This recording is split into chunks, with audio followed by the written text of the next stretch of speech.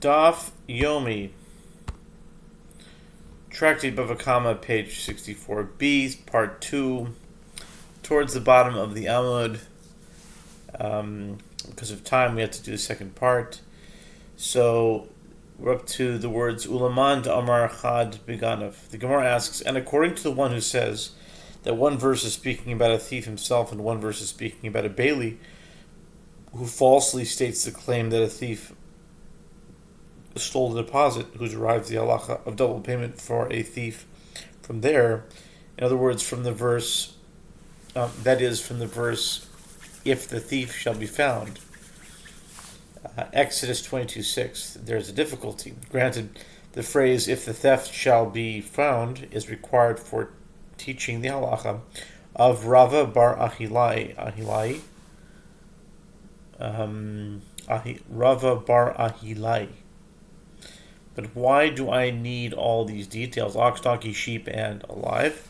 All the items excluded from double payments, such as land and slaves, are already derived from a different source. The Gemara answers, this may be explained in accordance with what the school of Rabbi Yishmael taught. As the school of Rabbi Yishmael taught, any passage that was stated in the Torah and was then repeated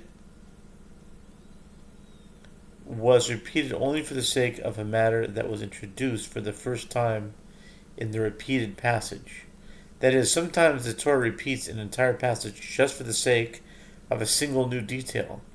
The single new detail derived from this passage is the halacha.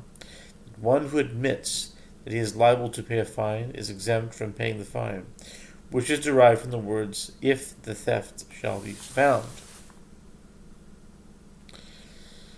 The Gemara asks, but since the two cases of thief and a bailey who falsely claims the deposit was stolen are juxtaposed, as their obligations to pay double payment are expressed in consecutive verses, say that a thief himself is not obligated to pay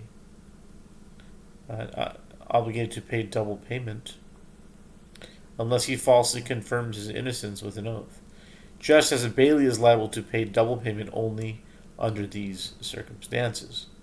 The Gemara answers, this cannot enter your mind, as it is taught in Braita. Rabbi Yaakov says that the phrase, if the theft shall be found, he shall pay double, indicates that a thief pays double even without taking an oath. Rabbi Yaakov elaborates, do you say the verse obligates every thief, even without his taking an oath? Or perhaps it is speaking only of a thief who falsely confirms his innocence with an oath? You must say this second possibility was not the Torah's intent. The Gemara asks, what is the meaning of the phrase, this was not the Torah's intent? What is the proof that the Torah could not have meant that only a thief who falsely confirms his innocence with an oath pays double payment? Abaya said, if this was the Torah's intent, let the merciful one not write, he shall pay double with regard to a thief at all, and let it be derived through an a fortiori inference from the case of a bailey who falsely states the claim that a thief stole the deposit as follows. If in the case of a bailey who falsely states the claim that a thief stole the deposit for whom the deposit initially came into his possession in a permitted fashion, the verse states that he must pay double. Then in the case of a thief himself, for whom the stolen object came into his possession in a prohibited manner from the start, is it not clear all the more so that he must pay double payment? But then why do I need the words he shall pay double, which the merciful one wrote concerning a thief himself? It must be that the verse adds to the requirement of double payment for a thief and indicates that he must pay double even without having taken an oath.